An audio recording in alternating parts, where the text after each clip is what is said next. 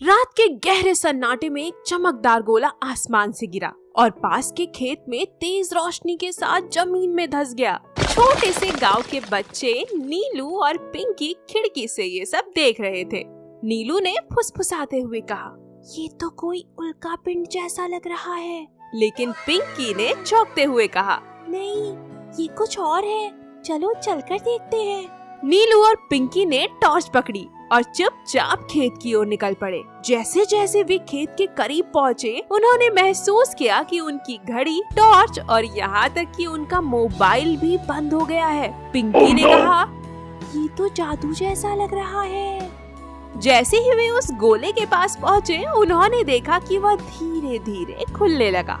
दोनों बच्चों ने अपनी सांस रोक ली। अचानक गोले से एक चमकदार परछाई बाहर निकली। वह एक अजीब सा प्राणी था। चमकती हुई नीली त्वचा, बड़े गोल आंखें और हाथों में अजीब सी चमकदार छड़ी। वह प्राणी मुस्कुराया और अपनी छड़ी से एक चमकदार रोशनी बनाई। अचानक नीलू और पिंकी को अजीब सा लगा, जैसे वे उसकी भाषा समझ सकते थे। प्राणी ने कहा, डरो मत, मैं जीनो हूँ। मैं अपने ग्रह से खो गया हूँ। क्या तुम मेरी मदद करोगे? नीलू और पिंकी ने तुरंत कहा, जरूर, लेकिन तुम्हें वापस कैसे जाना है?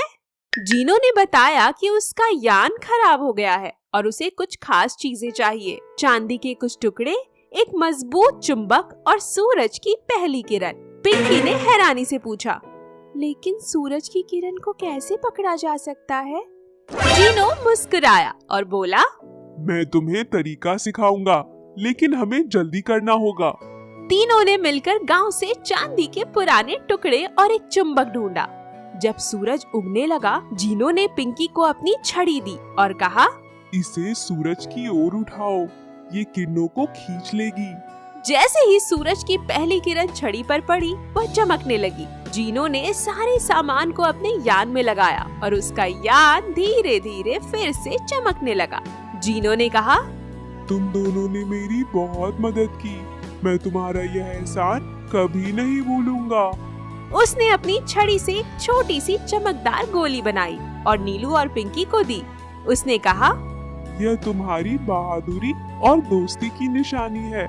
जब भी तुम्हें मेरी जरूरत हो, इसे आसमान की ओर फेंकना, मैं वापस आ जाऊंगा।